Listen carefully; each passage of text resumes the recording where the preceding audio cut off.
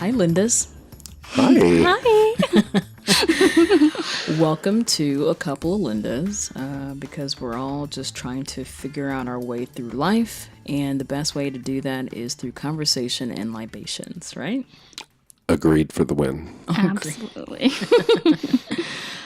So with me today is Matt, and he is our, local Linda. He's always full of great conversation and tidbits and all that good stuff. That's such a nice way of saying full of libations. but thanks. And great that. to be back. By the way, I've been here once before. You know what they say, fool me once. So this is officially on you. Thanks for having me. And in our third chair is Lindsay, who is a social justice and media scholar. Welcome. Thank you for having me.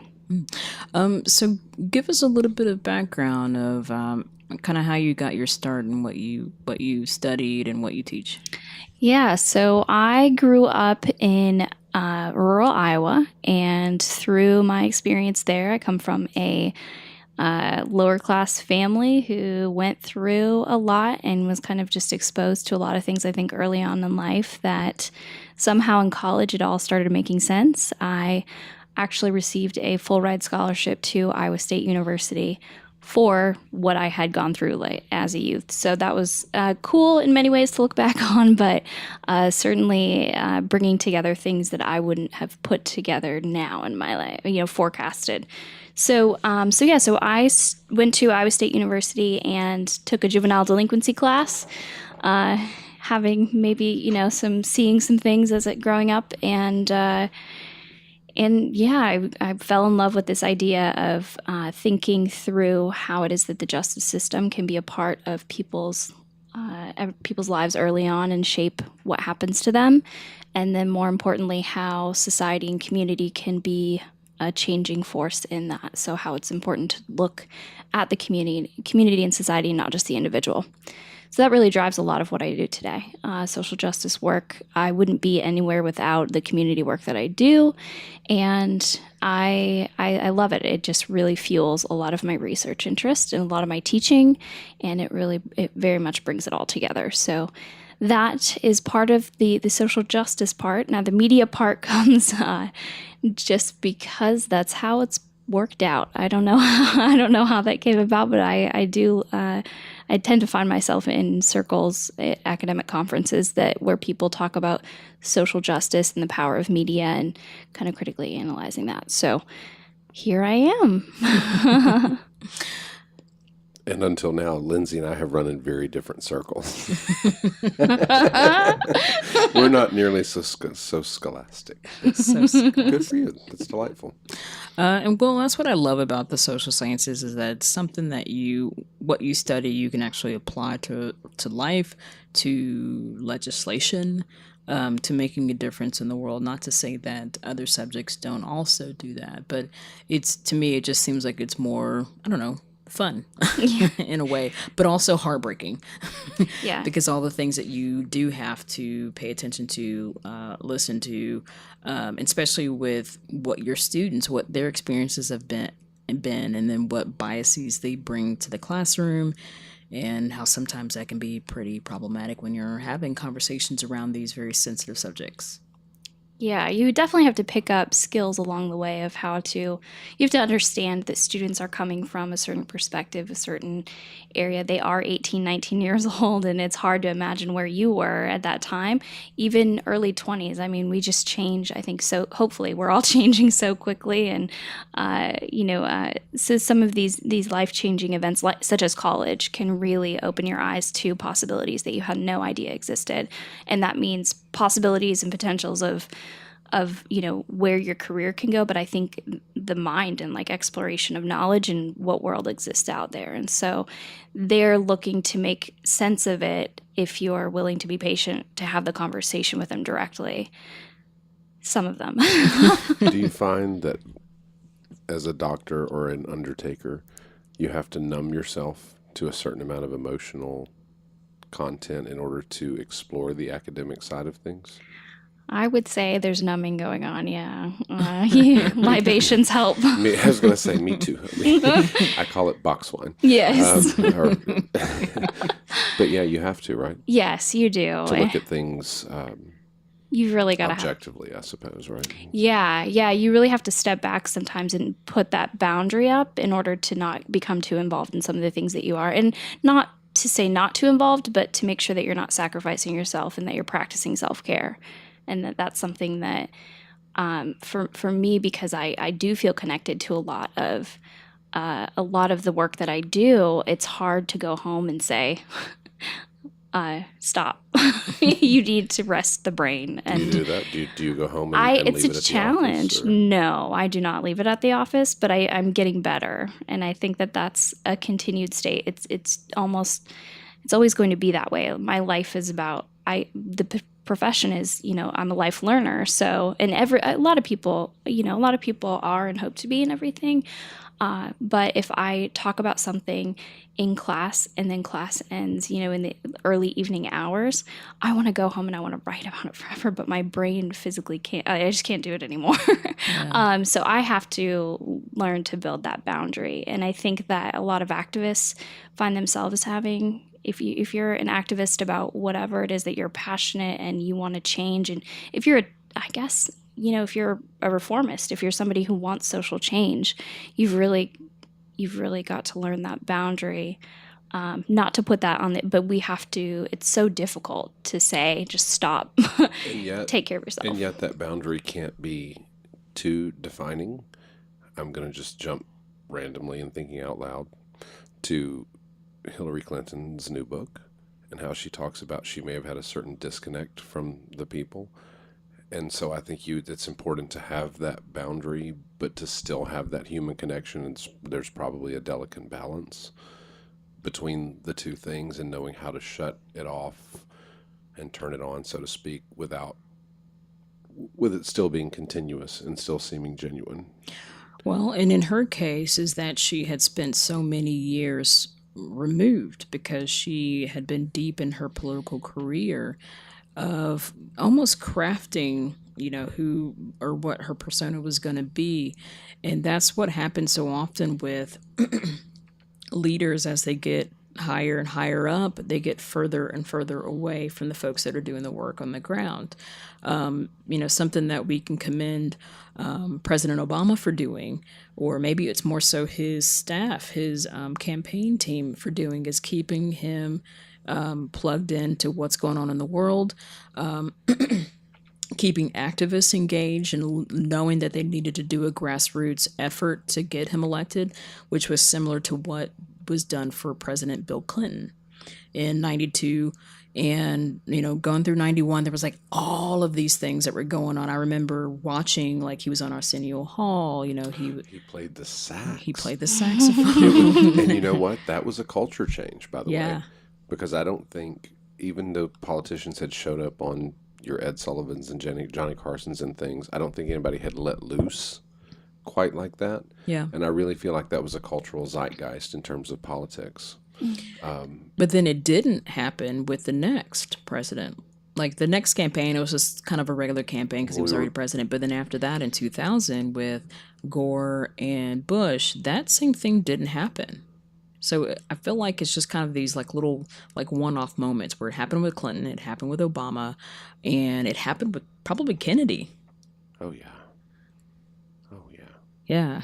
That's a whole different story. That's a I whole just had other- to stop and think. And Yeah. it was a Bay of Pigs and everything for a minute. But Yeah, but before that, there was a whole big... But it's always those hope and change presidents who inspire us most. And I think that's maybe what, and I don't know, sorry if I diverted the conversation, but that's what Hillary failed to do. Because it wasn't a vote for ass clown, whose name I won't even say on this podcast, but not that I have any political leanings of my own, but it wasn't a vote for him. It was a vote against the system, against the machine. And that's the problem, is she brought too much system, too much politics, too much machine, and too little. And like you said, you have to bring yourself, to whatever it is you're doing, and then figure out how to turn it off and who else are you without losing that connection of what you started and set out to do in the first place. And it is all about bringing your authentic self, which brings me to like, while we're still kind of doing introductions a little bit, Matt, so, on this show, I'd like to have scholars on there so that it's not like we're just a bunch of couple bobbleheads out here pontificating about things that we know nothing about. We at least have one person that knows something that what's going on, and then we can just kind of speak from our experience.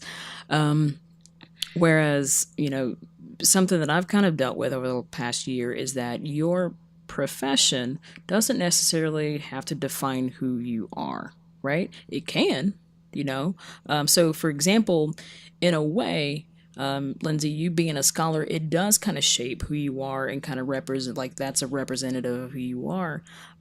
Whereas for folks that are just kind of doing like, regular, corporate gigs, we don't always necessarily want that to be, or it isn't necessarily who we are when we walk through the day or through the streets. So, Matt, how would you kind of just define who you are if you've even thought of it? Like, I know that you work with young folks and you do some training and you're shaping minds as well in different ways. But it doesn't necessarily define who you are, because when I met you, that's not who I met. I didn't meet this trainer. I met this very charming, charismatic guy who just was able to carry on the best conversations. And so that's what this is all about, is authentic conversation. So I'm curious, like, how do you see yourself? Well, that's a broad question, but thank you. I think the answer to that is it's not the career that defines you as a person. I think it's you bring you the person, into the career and into the job and into the role, into the responsibility. And that's where the magic happens. Doesn't matter what you do. Yeah. If you can find a way to bring your, as you say correctly, authentic self to whatever it is you're doing, then your job attributes or responsibilities, that's just stuff you do. Yeah. But you bring that X factor. To tell you what that is, bobblehead felt a lot closer than anything you've said so far, but fun, and always there. Yeah. But no, really, it's about bringing yourself to what you do, not making what you do who you are, but finding a combination of, and you would like to think that you are led to what you do because of who you are. Yeah. In the best case scenario, right? Yeah. In the best circumstances, and you find a way to bring your best self to that. To tell you who I am, I don't know, because as I tell my kids all the time, the finish line is death. Until then, it's change and evolution and learning. That indeed. Mm-hmm. So to get us started on this episode, like I like to start with something a little more on the positive light, right? So what is putting a smile on your face? I would have to say what's putting a smile on my face is my dogs, and being able to walk them because the weather is nice. Oh, cheesy. But it's great. They're so happy. I like that. I think it's hot myself. I'm an avid indoorsman. What's putting a smile on my face? My football team is still the best. Which is not what you want in this podcast, because it is not sports related. But in 2 words, Roll Tide.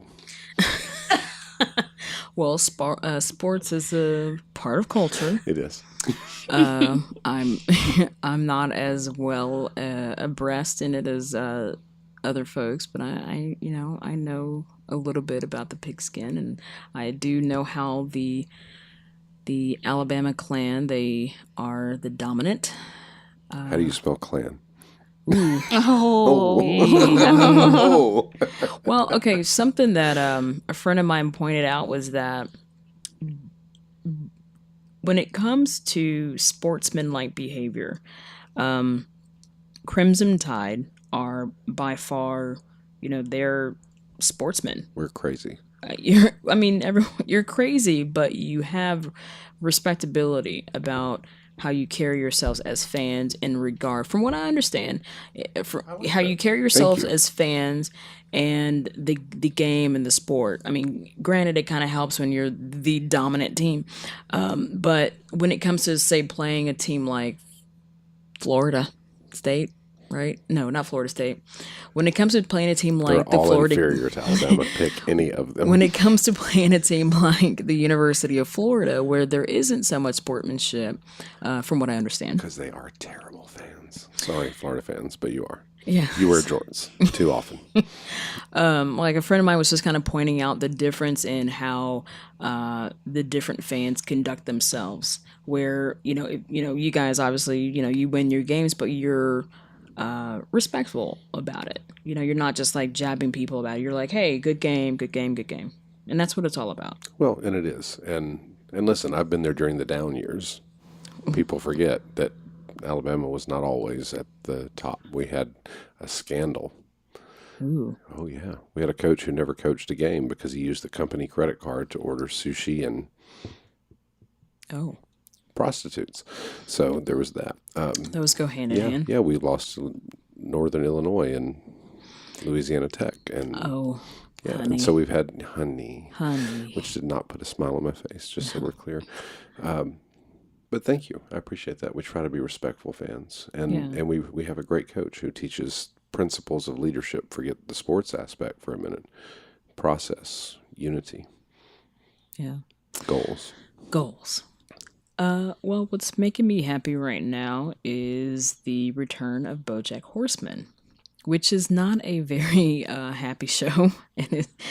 Say the name again. I'm sorry. BoJack Horseman. It is a animated series on Netflix. With this, it's on their fourth season, I believe, third or fourth season, and it's about this, I guess, washed up, 80s, early 90s sitcom, like, it's all fiction, right? But it's about this washed up actor who had all of this fame and fortune in a hit series in the late 80s, early 90s. And so kind of, he's still a star. He still has his big Hollywood house and living that life, but he's just a mess. I don't know what it is about me, but I love watching a person just kind of, I don't know, decompose. But this is my second podcast. Thanks for having me. I don't know, but yeah, I don't know what that says about me, but I love that because it's so real and it shows what people are actually dealing with. It's not this, fake facade Kardashian, like everything's great, we're all rich and everyone's happy. And that's not true. Like people are a mess and we're all dealing with something. And so I love the way that it shows how a person is dealing with something. And there was a couple episodes where I was like, oh my God, that just hit you right in the chest. And the way that they depicted, like there was this one episode that was just all about his self-loathing and like what happens in your head. Versus like, just kind of getting through your day. So that episode is just kind of like, his mom is now living with him, cause she's got Alzheimer's or dementia. And so they move her out of the home and into his house. And so he's dealing with that and he's got all these family members around, but meanwhile he is spiraling inside. And so it cuts to someone says something to him, very like a mundane statement. And then it cuts to him and what's going on in his head and how is he going to respond to that. And that's exactly what happens to all of us. And it's that, and some of it's a lot of that negative self-talk, but then he's like trying to talk himself out of that negative self-talk. But I don't know. It was just very interesting. And I think it's really weird that I said that that's what's making me happy. Why does that put a smile on your face? Because I'm weird. But that's because honey, welcome to the club. Because I love the study of human nature, what makes us tick, and shows that are just authentic. I mean, we can watch so many shows that are just kind of funny and there's the laugh track and all that stuff, but a show that's really kind of depicting what a person is actually dealing with and there's laughter, you got a winner with me. See also Will and Grace returning September 29th, 9 p.m. Eastern, NBC. Yes. You need paid for that.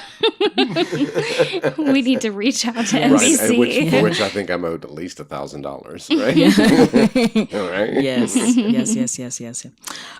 So getting into our porch sitting topic of the day is the discussion of the intersectionality of race and class.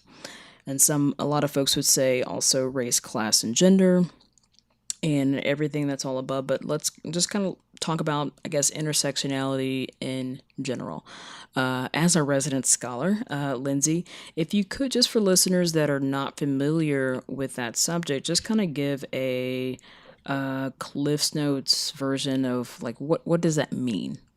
So, in my area, field of study, I focus on crime and justice issues. And what we see is students coming in who are focused on the individual criminal, seeing the individual for their characteristics. And many times we identify people by race, class, gender, sexuality, age, and your ability, disability, that sort of thing. And so, many students come in and that's the vision, is you identify someone across those intersections, and that's why they're criminal, that's why they're deviant, that's why they're not fitting in, that's why they're not this, that sort of thing. So you're saying that they're making assumptions on that person based on just what they physically see? Yes, I think I think that summarizes it pretty. Yes, and then also it changes. I mean, it can change treatment of that person in the future. So how we use stereotypes to guide how we perceive others around us and why others do what they do.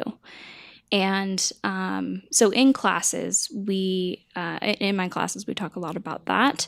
But with my research and teaching, I try to complicate that conversation and problematize why would it be problematic for us to view that as an individual thing across race, class, gender.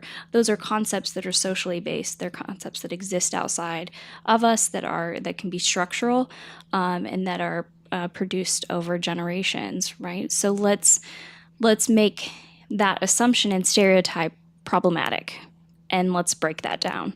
So I start there. It's an interesting conversation when it does start out, right? Everyone comes to the table with their own biases, and it is also difficult for people to look at one another and have that conversation and just fully admit that, you know what, it's not really made sense, but here's what I've been taught, and here's what's been produced over, in my experience, and this is how I've been taught to make sense of that.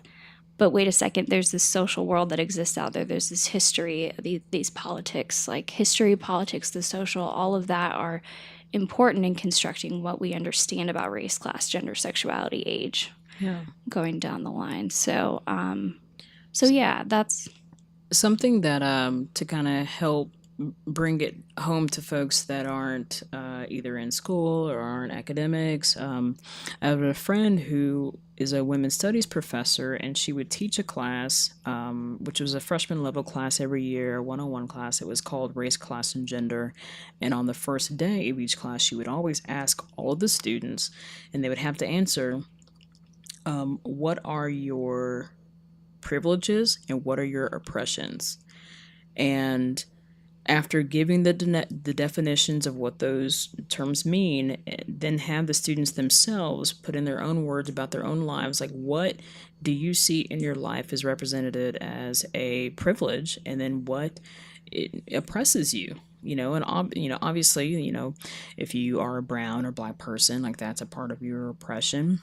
But then if you grew up in a middle class family or neighborhood or private school, then that's like your privilege. So that's just an example of the intersectionality of that. Like just because you see a person that is disabled or brown or like just anything that you can see physically and tell about a person just by seeing them, you can't make these assumptions about who they are and what their life experience has been just because of that. I mean, that's a factor, obviously, and that's a factor in how they view the world and maybe how you need to approach them, but it's not the end-all be-all. Have you run into anything like that in your world? Well, yes. Matt? I mean, I think it is my world.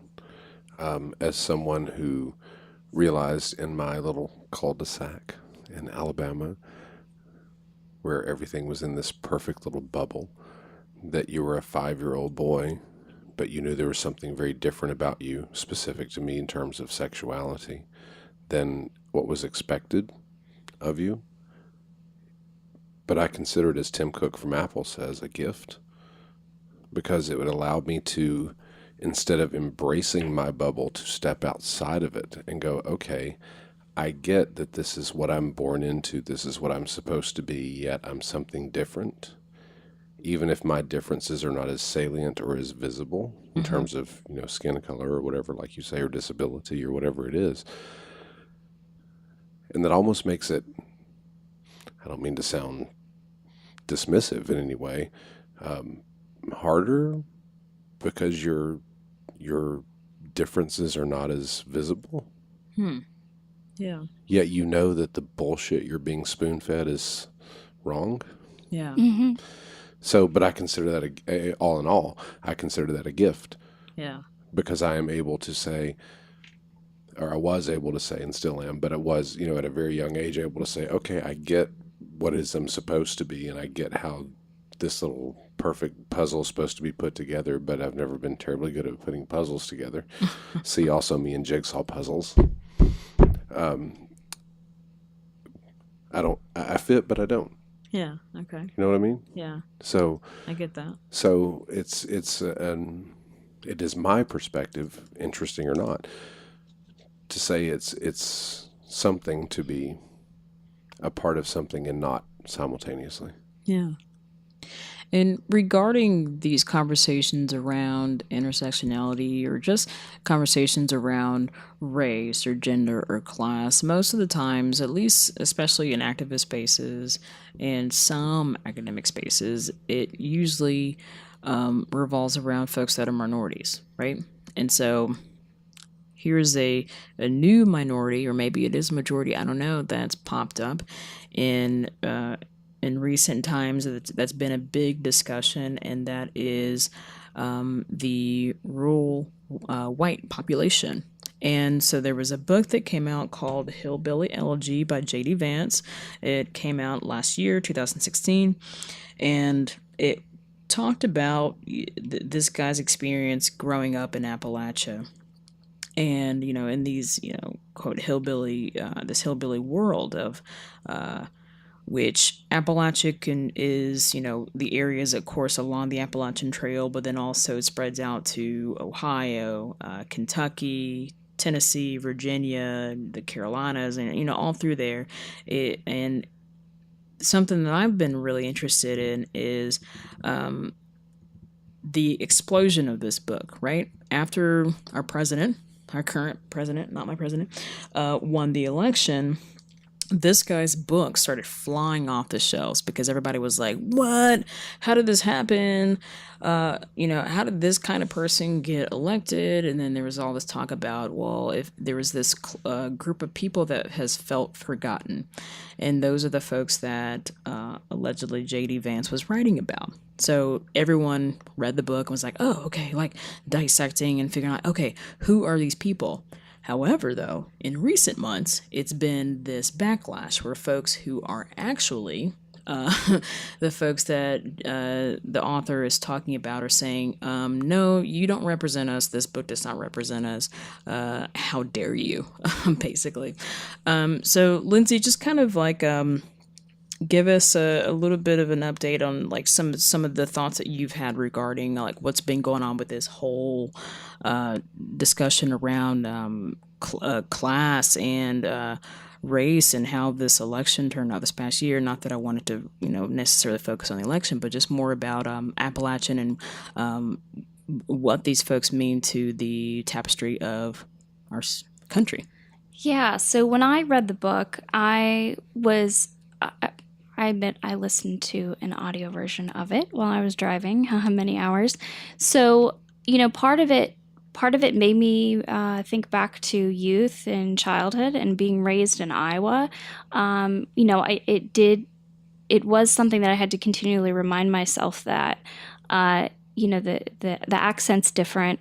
The accent might be different, but the experience is sounding very similar, and it's really hitting home. And the treatment, I think he talks a lot. One of the criticisms has been he talks a lot about government reliance on government welfare programs, and the potentially, I think, what people have taken issue with is this idea that that he was able to pull himself up out of the rural Appalachian where he was without the assistance of that. And what struck me as in one hand, I felt connected to it, and I was thinking, oh, these reminiscing about stories of youth growing up, in trailer parks and not so very, not with a lot of wealth or anything. I'm like, okay, this makes sense. This is interesting. We did what we did. We had to get by, and that really strikes. But then I also see how people had to rely on welfare, who worked many hours. More hours than I work now. Who worked 3 jobs, who you knew, and looking back on it, kind of just struck me as, that it's, no matter how hard you're working, what's your future is not there's not a promise of, you're still struggling, I guess, and so that really strikes me. And having family who either, there's a lot of self-sufficiency that's been created in farm life and that sort of thing, but my dad died when he was 49 years old, and he was working 3 jobs, and he had to leave the hospital because his insurance stopped covering him. And it's just that strikes me, I'm an academic now, similar, I broke through whatever mold it was, similar to Vance, but I have such a different perspective on it and what it is that helped me get through, and the opportunities that were afforded to me through what I see as government programs, and or someone who, a university giving a full ride scholarship to youth who come from low-income areas. Specifically, that was part of the guidelines, the criteria. If I didn't have that, what would be happening with it? So I'm still processing, but I think that it simultaneously, some of his stories really made me reflect and think on the times of growing up. And then it also upset me because I felt that there are these sides too, where when he's sharing the story about that could be interpreted in a way that could result in some social policies that are a disregard for the value of programs, and a social policy that could be very tragic to people. In something that I was reading, there's been a series of stories that the Washington Post was doing about rural poverty. And then looking at it from the perspective of, at least, for me, looking at it from the perspective of the way that the media words things, right? Or the way that they frame it. And so the term welfare is synonymous with like welfare queens and people abusing the welfare system, and they're getting this government money and then they're spending it on, frivolous things, which isn't the case, because that's not how it works. You get a card that's only qualified things can be purchased with those cards, and it's usually food items or like grocery items at least. I know some other places take EBT cards now, but that was the premise. Versus, and these articles from the Washington Post was talking more about the disability check, right?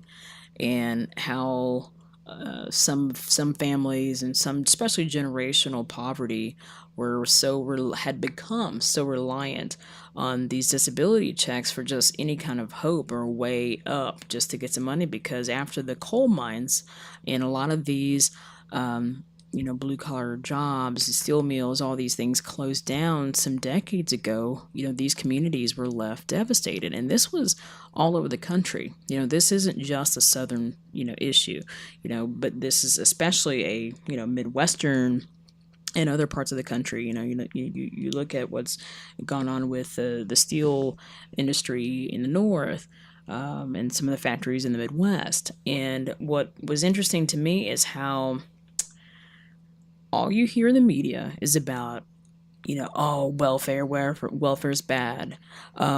But in reality, the money that is being spent on disability checks that predominantly more white Americans use,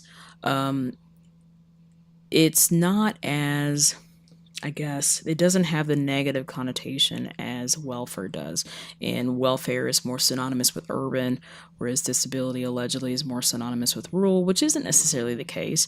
But I guess a larger percentage of folks that are on disability are in more rural areas. So I was curious as to what you thought. I know most of your media findings and critiques have more to do with criminal activity, but I was just curious as to if that's something that you've kind of ran across or had thoughts on. So, really quick to preface, my dissertation was actually on homelessness, which is talk about poverty at its most extreme point and instability at its most extreme point. And the framing, I was particularly looking at the New York Times and the framing of homelessness as a social problem over from the 1970s until 2012. And through that, you see the commentary, I guess, that I can provide on a lot of this is the individualized, the attribute to this is your individual decision. These are the reasons of why you're doing what you're doing is a result of individual behavior. So whatever institution it is that you're following under, we across them, and not to blur them or not to oversimplify this, but I do think it is striking that we individualize everything. Even when it comes to a health problem, it is because you didn't do what you needed to do to make sure you didn't end up in that situation. It is because you've made individual choice and now you are where you are because of that. But so much of this is social and environmental, and these things interact and intersect with one another to see how it is that we have pockets of areas where there's cancer and there's certain areas of disability that are way too concentrated for anyone's comfort level. Yes. So I think that I'm not sure if that's getting off on something too far, but to me, it's just always striking that we come back to this individualized understanding, and even in our efforts to provide care, we do that. We may not see and react. So we may react to someone who is within the health institution differently than someone who's in like the criminal justice system. But it is, to me, there is this thread of individualization that happens. And yeah. So can I play the devil's advocate for a second? So from my hometown in Alabama comes a family of 3 people from a mother whose husband was on again, off again. Hard scrabble story. We talked about him a little bit with Rachel in the first podcast. And so 3 boys. One winds up with a hard scrabble, back-breaking, never ask any questions job. One winds up in prison. One wins a Pulitzer Prize. And they all come from the exact same place, time, and people. So isn't there some merit to individualism? I think individualism interacts with the social world. And so we are, I think as individuals, we are producers of and products of the society that lives around us. So community response even can change. There can be children who come from, me and my sister and brother are very different as well. And my sister works on the pipeline, a little bit of a different position. I would be the person protesting what she does, to be quite honest. But she works on the pipeline, and she is money driven, and she came from the same household and same experience as myself, who I'm not. I sometimes, I mean, I wish I was less of this, but I will give all the money to everybody else, but what I have to pay for, and that's kind of getting back to maybe my I don't know, my position in the, I'm the oldest and that sort of thing that could be playing a part as well. Family structure, I guess, is what I'm kind of commenting on there. But I think that me, my sister, and brother also faced in the school system. We faced different interaction. We faced different interaction with the community. So that's continually shaping us, absolutely, as individuals. I think it has to do a lot with the individual's interpretation of what happened. right? Yeah, how you In the process home. what happens to you. Yeah, Not who you are. I think that has more to do with regarding like how did these three people who grew up in the same home or same neighborhoods, or how did they end up on these completely different paths? It has to do with, their chemical genetic makeup, right? What makes them them and what makes them tick. Which means I'm just giving some credence to individuality. Yeah.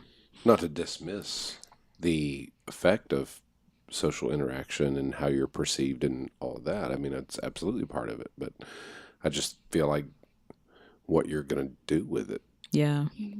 plays a part. Yeah. And I think that there's a certain level of empowerment that might come. You can empower the individual as, coming from a community or a social setting. You can empower the individual to take that and makes your difference, your experience, and you can empower them to make something of that. But I think that we don't equally empower everyone to do that. And seeing that in some of my students who have never been told you're doing a good job, and that's striking. How has that happened? No matter what privilege, I mean, you may have privilege as defined by somebody else, but yeah, so I definitely see where you're going with it. That's a human thing too. Some people just haven't heard, guess what? You're okay. You're okay. Yeah.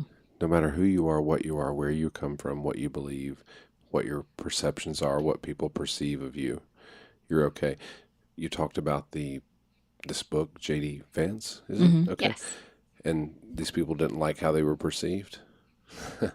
A book I read recently said, if I went through my photo album in my iPhone and deleted all of the photos in which I have a double chin, I would erase all evidence of my glorious life. So sometimes we don't like what life shows us or what we see ourselves as when we see it seen back. Yeah. But it doesn't make it not a reality or other people's perception. Right. And I guess that's probably the biggest causes for strife with people and relationships with people is when they are too afraid to see that image in the mirror. Yes, hyper aware of how somebody sees you. Mm-hmm. Right? Yeah. They're aware and they don't like it, and so they act like it doesn't exist. And they go about their day instead of maybe working on the things that you don't like. Yeah. Or trying to become someone else. And this is what I like about this particular individual, the author from my hometown, is he writes about his people, as I think we talked about this in the original podcast that I did with you. They're characters, but they're not caricatures. Expound on that. Well, when you're a caricature, you're a stereotype. Yeah. You are what people expect. You're a marionette on a string. When you're a character, there is something individual that you bring to that background, which is foisted upon you, but is still very genuine and unique to you. And I think when you can do that and you can look at yourself objectively through the perspective of, sure, I am from a place, I am from a time, I am a certain set and product of my environments, and yet I'm something completely unlike anything or anyone else. Maybe there's the balance that you strike that says, I am who you think, and then I'm absolutely something you have no idea about. Yeah. And there's the magic. Yeah. That is the magic. And which is why I think, like what you were saying about there's this magic in being different, and not being what society deems as normal, or being something that people don't expect of you based on your ABCD. Mm-hmm. Right. There's something just really empowering about that. I don't know, like that's kind of what gets me through the day, is that like, yeah, I'm the most different person in this room, but I feel like that is also what then draws people to me, because they're like, oh, what's that? No, it's so true. On football Saturdays in the SEC, if I find myself in a group of rabid heterosexuals who completely see me as one of their own and go, hey, guess what? I like you in a totally different way. You feel like you're infiltrating. Yeah. Almost. Or you feel like you're unique, or not infiltrating. There's a negative connotation there, although words are neutral. It's what we apply to them. But I don't know. Feel like you belong and you stand out simultaneously. Hmm. And there is something unique about you, and yet you are still a product of your environment, and that's okay. When I rise above myself, like in those last moments of life, when you look down on yourself and I'm like, you're an rabid Alabama football fan, and this is not who you are at all. And yet it is. Yeah. That's okay. Yeah. I think that is interesting because it speaks to the flexibility that is required for people to find themselves and to experience life and not have it be too consequential if you mess up and make a mistake. Or if you were not born into a certain opportunity structure that exists, then you can make, if you do make those, if you make every individual right choice as defined, that should, we have this idea that should afford you to go wherever you want to go. And for some people, part of the book speaking to me in that way is that, what the reality is that didn't happen for a lot of people. They made every right choice. I was the one that was kind of forecasted to be the person that didn't go on. And it's still a shock that, oh, you have a PhD? What? You were a troublemaker. And so, I can relate. I can use those individual flaws and embrace them now. But at the time, I think it was more survive, fake it till you make it, fake it through this weird, strange world that I know everyone does, right?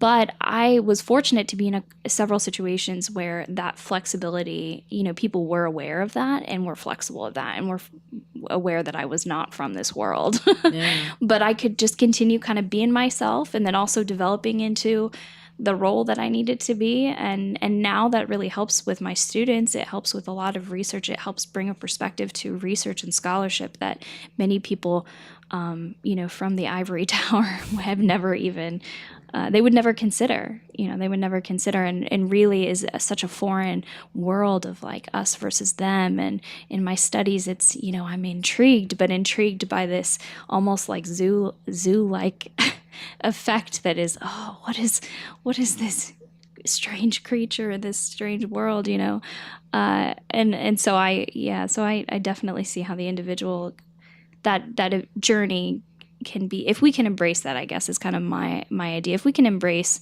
the fluid nature of just not making things too consequential. If you kind of make a choice that's not in line with what everything else should be. And do you know how many choices I've made that are not in line with what should be?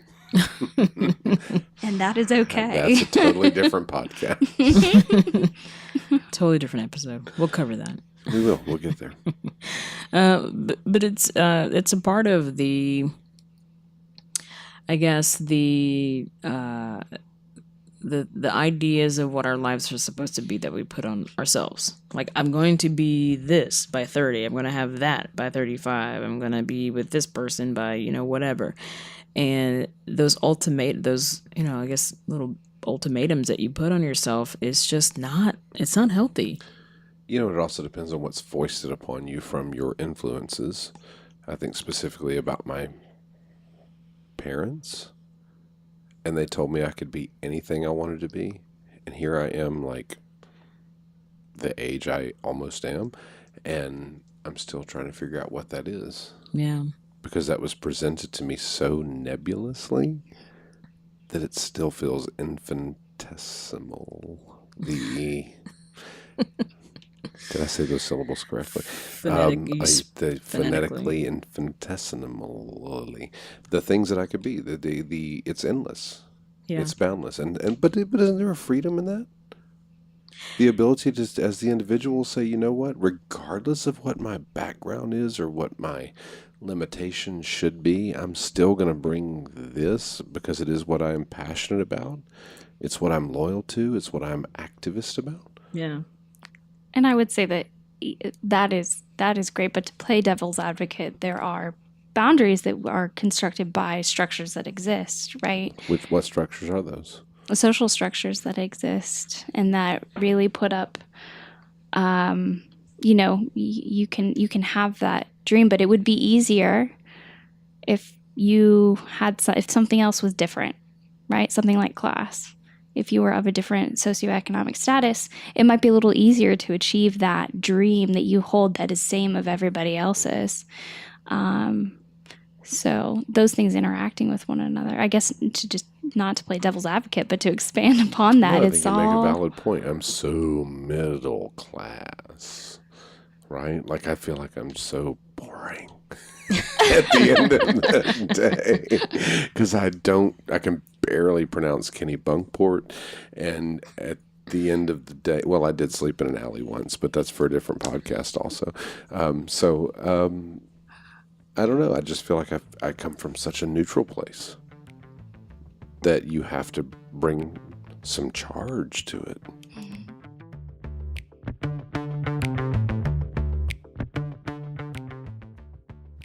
Lindsay, do you have one for this week? Yes, I would have to say my Linda moment, is that what we're calling it? Yeah. Would have to be bullies in academia, because we tend to think that the enlightened with a couple letters at the end of their name are incapable of doing this sort of thing, but it is everywhere and it causes unnecessary problems.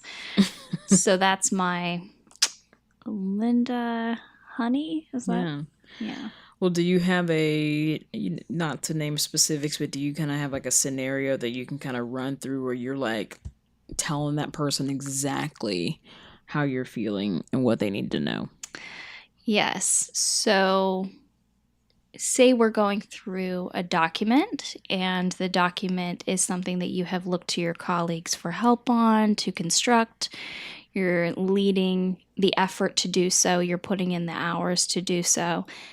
And then you get in the middle of a committee meeting and someone decides that now is when they want to tell you that they have things going on with it. Even though you spent hours meeting with them before to ask for guidance because you've never done something before. But shame on you for taking leadership. So the public display, I guess, of bullying and the tolerance is interesting. Fortunately, the tolerance part didn't happen because other people catch on to it and say something, but you have to be on your toes to just shut it down. Stop acting like that. Stop acting like that. Matt, do you have a honey, baby, what are you doing? Oh, I think mine is super political. We're having some issues with North Korea. I don't know if you've heard. And the president, not my president either, said the answer is we're just going to completely destroy an entire region, class, race of people rather than have any diplomacy or negotiation or respect for historical context or civilian lives. In a word, honey. Honey. What the fuck are you doing? So that's my honey. I also want to say that the person who allegedly may be late to start this podcast tonight said that on Saturday is some kind of, and I'm speaking obtusely and completely ignorantly for those of you who may know something about this topic, the Bethlehem Star is about to be completed. Right, I don't either. Some kind of something with constellations and zodiacs and moons and things, in which I completely nebulously believe is going to be completed on Saturday, and we're all going to die. And, and Carla with a K, as she is lovingly known in our world, says, and if it is the end of the world on Saturday, I'm so glad because I'm exhausted. And I just want to give her a shout out and say, girl, right? So yes. Those are my honey. Yes. If Saturday is it, thank God, because I'm so tired. Sweet release. Sweet release. Serenity now. Oh, I love it. Well, mine comes in the form of I don't know if you've heard. This was a little while ago, but I'm still like, what the fuck about it? There was a Nashville woman who shot a homeless man. Because why? So she was in a luxury SUV and she was in downtown Nashville and she had parked right in the middle of downtown. She parked on the side and the homeless man was like, hey, can you move your vehicle? And I think it had to do more with like the exhaust fumes and all this stuff. But then it turned into this big shouting match. And then so baby girl goes to her car, grabs a gun, and then shoots him. And I'm like, honey, this isn't Grand Theft Auto, Vice City. You can't just GTA, baby. like you can't just go to your car, grab a gun, and just shoot people. And then she sped off after that. Like there's no consequences. Like this isn't a video game. Like honey? What? What kind of drugs are you on that you feel like this is commonplace? It's something that you can just do, sweetie, just with your entitled ass. Okay. I just want to comment. It's her privilege and her privilege that is her drug. Not a street drug. I think that privilege is a powerful drug that is taken in by a lot of people. And her father came, I don't know if you read about this, but her father came to her defense and, stated, I forget what he was saying, but it was something like self-defense. Yes, it was self-defense, but she was playing loud music, and then the homeless guy, I think, had to ask her to turn it down because that's his sleeping space. Yeah. And she came back and, here's where it was.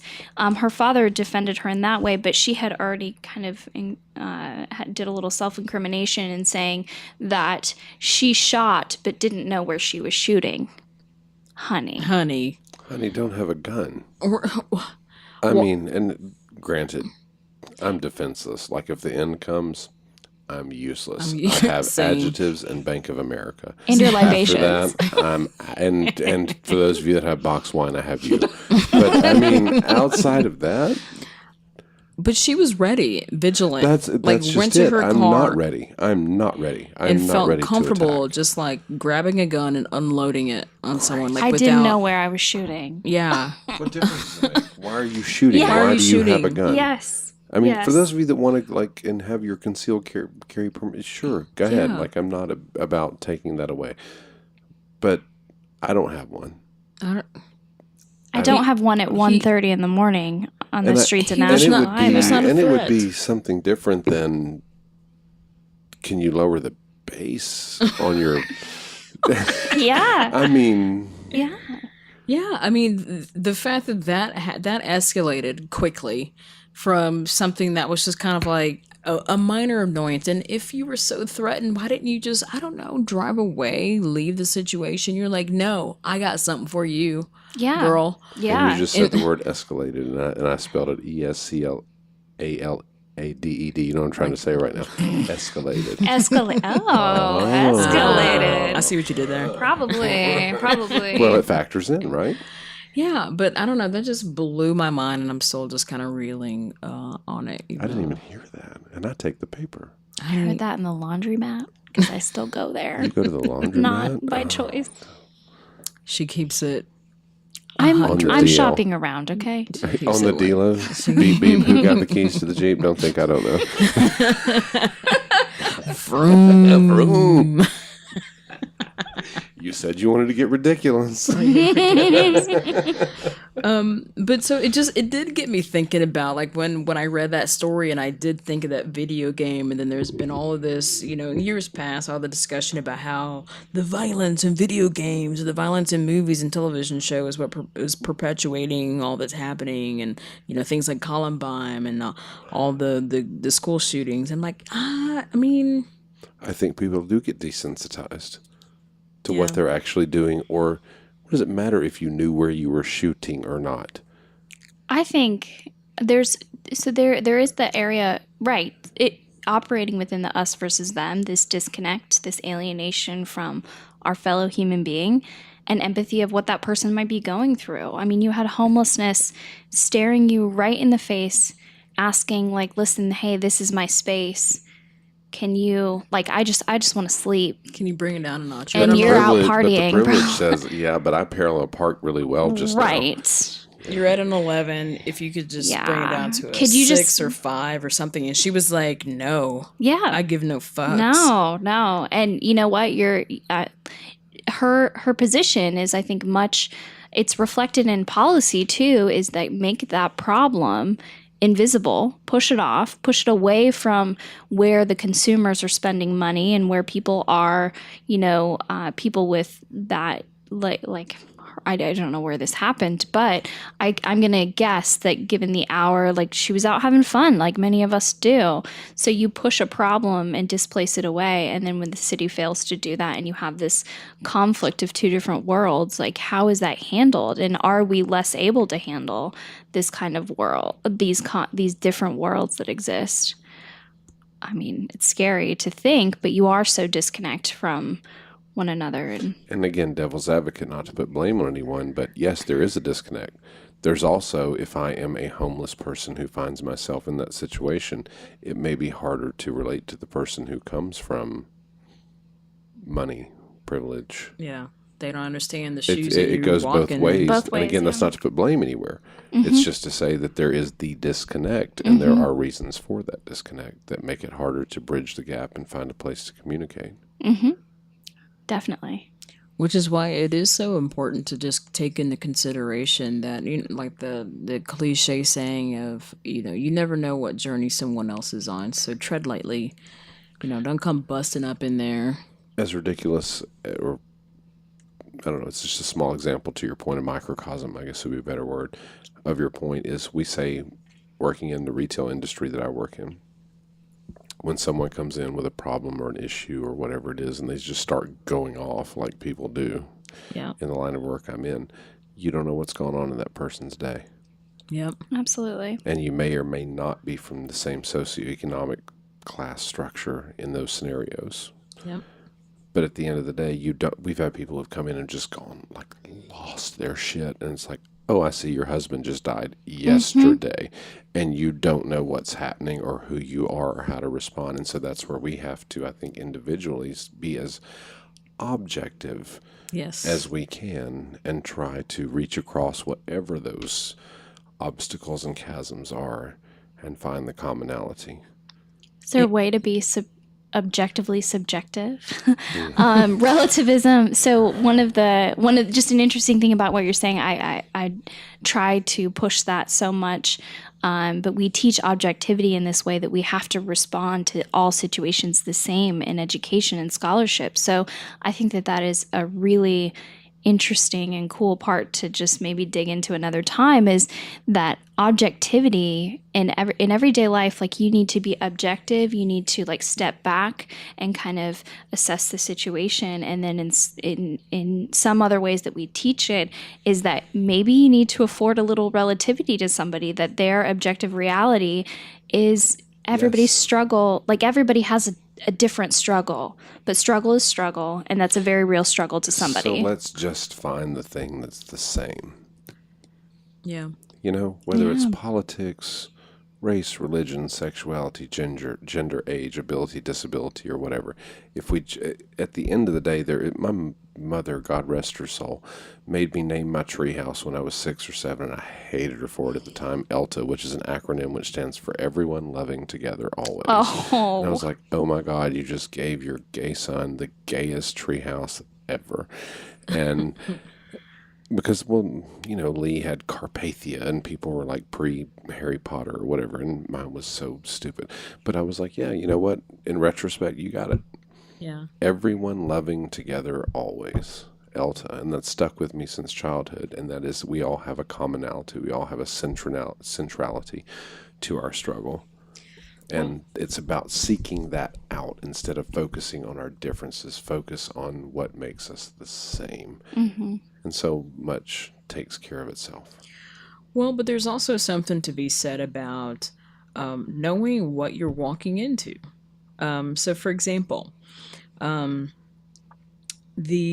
whenever people are traveling to France and especially Paris, the assumption is that like what you hear is like, oh, they're so rude there, they hate Americans and da da da da da da da.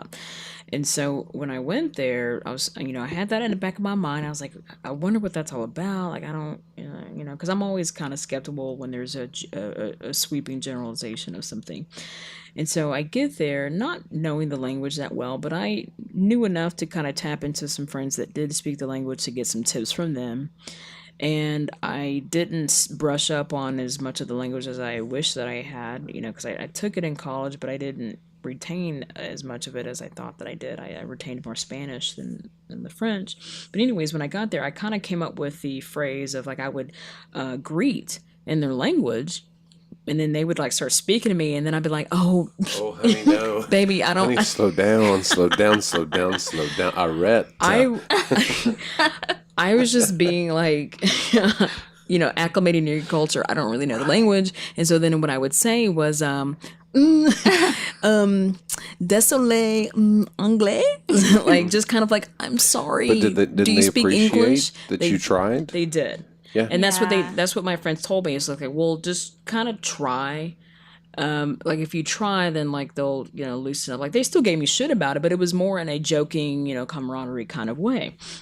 And so when I do see posts from people that are like, oh, they're so rude and so da-da-da-da-da towards Americans, it's like, baby, because I bet what you're doing is you're rolling up in there, yelling English at them. And they're like, girl, you're in France. Why are you yelling a different language at me? So true. I know people from these cultures, and it's so true. All they give a shit about is that you try. Yeah. Yes. I mean, it's the same thing as if you are walking around down the street and someone just comes up to you and starts yelling German at you. You're going to be like, what the fuck? Yeah. Why? Yeah. German especially. Yes. You've seen this meme that says, life is short, so tell someone that you love them today. But yell it at them in German because life is also terrifying and confusing. I need that. Ich liebe dich. Yeah, it's a thing. But yeah, I mean, just kind of take things into consideration. Like, because I think that's what mostly happens is that people will come in with only their worldview, bust in on someone else's worldview without taking into consideration that you are in their world. Yeah. You can't expect people to revolve around you and to just get you because, allegedly your country is like the world power. That's just ethnocentricity is such you are ethnocentric, egocentric, and I think we have this false idea that goes away as we get older and we become mature.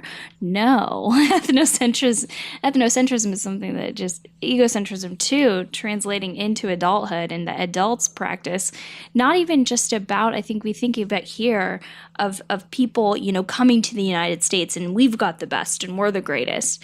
But I was just in Mexico over the summer, and it was, I could not believe that so the place that I was at, very few people spoke English, let alone were American. You could also, there was a differentiation between Canadians and Americans that was happening. And American, English, this ethnocentric idea of get me what I want right now.